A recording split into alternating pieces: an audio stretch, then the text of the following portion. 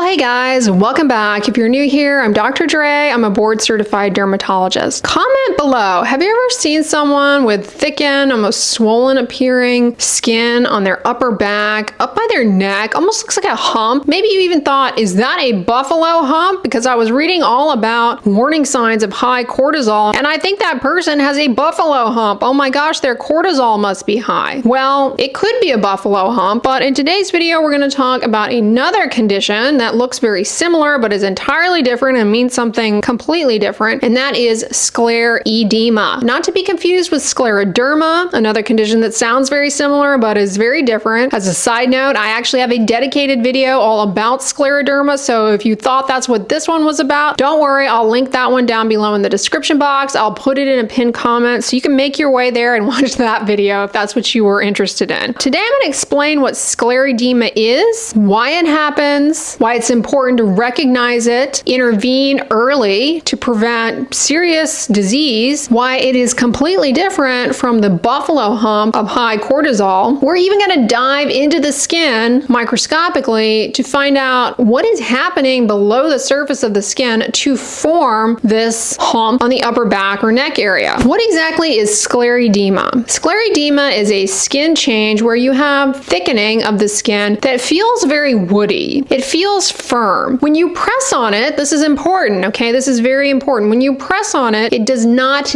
dent. That's called non-pitting. In contrast to different types of edema where you have fluid accumulating in the skin, you press and you can squish down. It leaves a dent that stays there for a while. This doesn't do that, okay? So that's important right off the bat. And it can present in a variety of different ways. There are a few subtypes which we're going to touch on briefly, but far and away, the most common way it's going to be presenting is on the upper back and the neck area. And sometimes it can involve the shoulders as well. It's not a tumor, it's not fluid buildup, and importantly, it's not fat accumulation. It's a change that happens in the connective tissue of the skin, specifically down in the dermis. Now, there are three subtypes of sclerodema. Briefly, I'm going to talk about the first two types, but the majority of the video is going to be focused on the third type, which is more common. Type 1 sclerodema usually happens after an infection, most commonly a strep throat infection or a strep infection in general. This is the one that children can get. In contrast to what we're talking about here with involvement of the upper back, the back of the neck, this variant mostly involves the face, actually. It can also involve the throat. It's very, very stressful to go through. It can even affect the individual's ability to speak properly. However, fortunately, this variant, not only is it rare, but when it does happen, it self-resolves, usually within about 6 months to 2 years, which is very, very annoying for the patient, but it does not typically last beyond that. Then there is type 2 sclerodema. This is associated with abnormal proteins in the blood, something that is encountered usually in older adults, and it is very rare. This accumulation of abnormal proteins in the blood is specifically called a monoclonal gammopathy. This form, in contrast to type 1, can be chronic and persistent, and it often heralds the development of the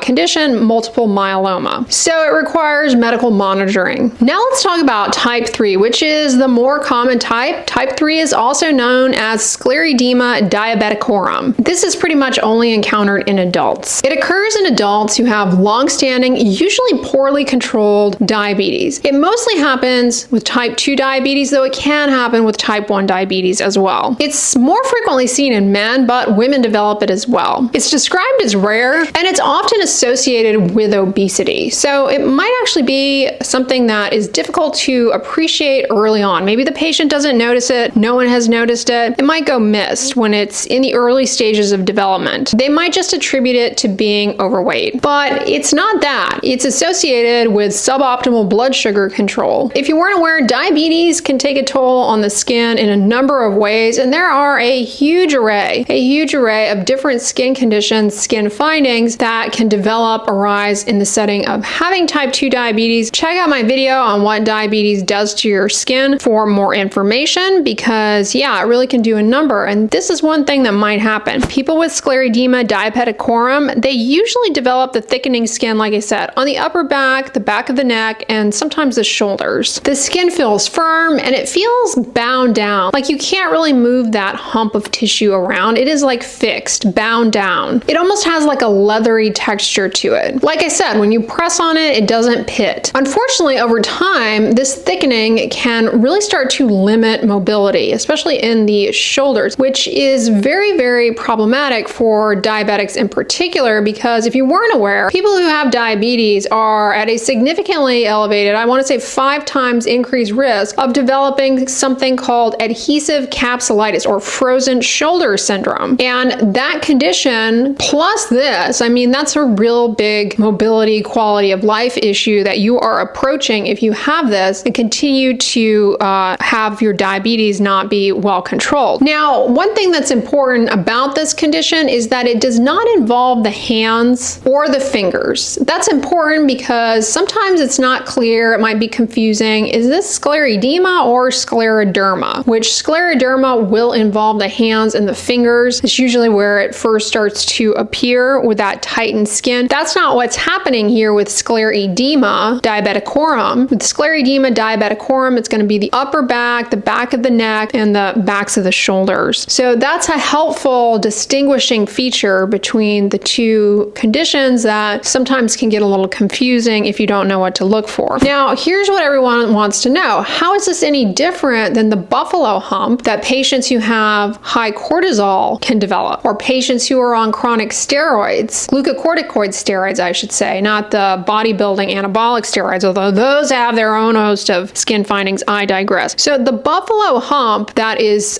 seen in association with pathologically elevated cortisol or secondary to medication is fat accumulation. The high cortisol in that condition leads to abnormal fat distribution in the face, the upper back. And so that will go away once the cortisol is controlled. It's fat accumulation, so it can go away. Scleredema, on the other hand, is not fat, and it's not caused by cortisol excess. It's caused by poorly controlled blood sugar of type 2 diabetes usually, though it can happen in type 1 as well. Scleredema feels firm, woody, and fixed as opposed to just fat, which is squishy. A buffalo hump is just extra padding, whereas scleredema is woody, thickened skin. At first glance, they may look very similar. Like if you just take a photo of somebody in side profile, it's kind of hard to know which one they might be dealing with, but they're very different. What's actually happening here then, if it's not accumulation of fat, like what is this made of? Well, in long-standing poorly controlled diabetes, chronically elevated blood sugars start to affect proteins throughout the body. Glucose can actually attach to collagen. This is something I talk a lot about in some of my videos on how your diet contributes to aging of the skin. We talk about glycation and advanced glycation end products. This is a little different, however. Collagen, if you weren't aware, is one of the main structural components of our skin. When glucose binds to collagen, it alters its structure. The collagen becomes stiffer, a lot less flexible. And over time, this contributes to thickening of the dermis, the deeper part of the skin. But this is key. In addition to the stiffening of the collagen, you get this profound accumulation of something called mucin in the dermis between the collagen bundle. So if you take a biopsy of the skin from the affected area and you look at the deeper layers of the skin, what you're going to see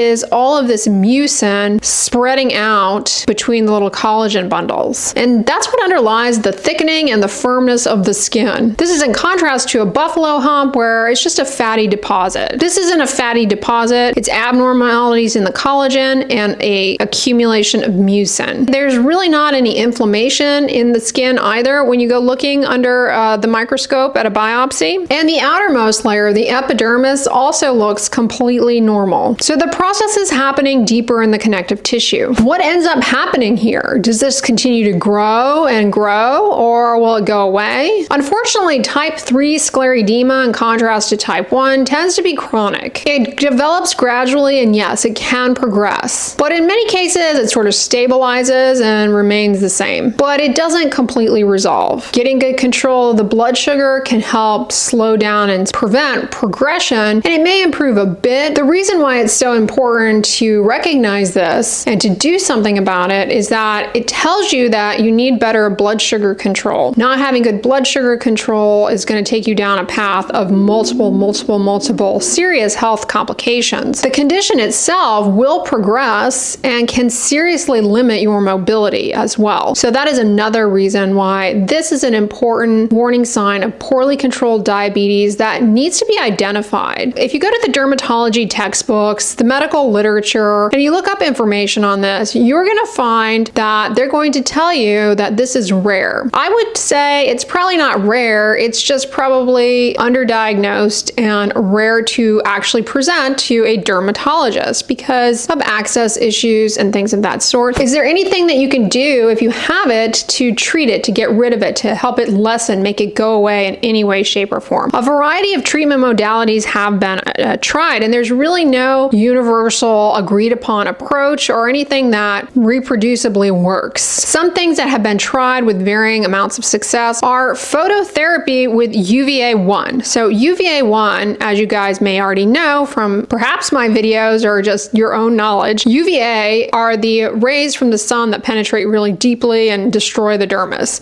But in dermatology, we can, take the poison and dose it to use it as a therapy, in which case it might be helpful here, in destroying some of that abnormal dermis. But it's, again, met with varying levels of success. Some people have even tried UVB phototherapy, which is a little bit different, but calms down inflammation. That doesn't really do much, which makes sense. This isn't really an inflammatory condition. And, this is a thing going on in the dermis where UVB is more of an epidermal treatment. There have been cases where systemic immunomodulators have proven to be useful. That's more so, though, for some of the other types of sclerodema, the type 1 and type 2. IV immunoglobulin has been tried with varying levels of success. The idea there is that maybe it will bind up some sort of circulating factor that we have yet to identify that is triggering the mucin accumulation. We just don't have large clinical trials to come up with a treatment approach. So the management, for the most part, is individualized and focused on getting control of the blood sugar. Key takeaways I want you to leave this video with: sclerodema is thickening of the skin secondary to mucin accumulation in the setting of poorly controlled diabetes. It has nothing to do with cortisol excess. It is not fat accumulation. You can't spot reduce it with diet or exercise. Under the microscope, the epidermis looks pretty normal, but down in the dermis is where all of this mucin is just piling up and piling up. And if left unaddressed, it can go on to really involve your shoulders and significantly impact your mobility. Not to mention, not controlling the blood sugar is not setting you up for success health-wise in any stretch of the imagination. And the treatment approach focuses on getting control of the blood sugar. That's the most important thing, to spare internal organs from further damage of the blood sugar. And so I hope this video was informative to you guys out there. Maybe you have even seen this in other people. Let me know in the comments, although I don't suggest going around trying to diagnose random strangers. Now, on the end slate, I'm going to put one of my other videos on skin warning signs of internal health not to miss, so check that one out if you missed it. But if you guys like this video, give it a thumbs up, share it with your friends, and as always, don't forget, sunscreen and subscribe. I'll talk to you guys tomorrow. Bye!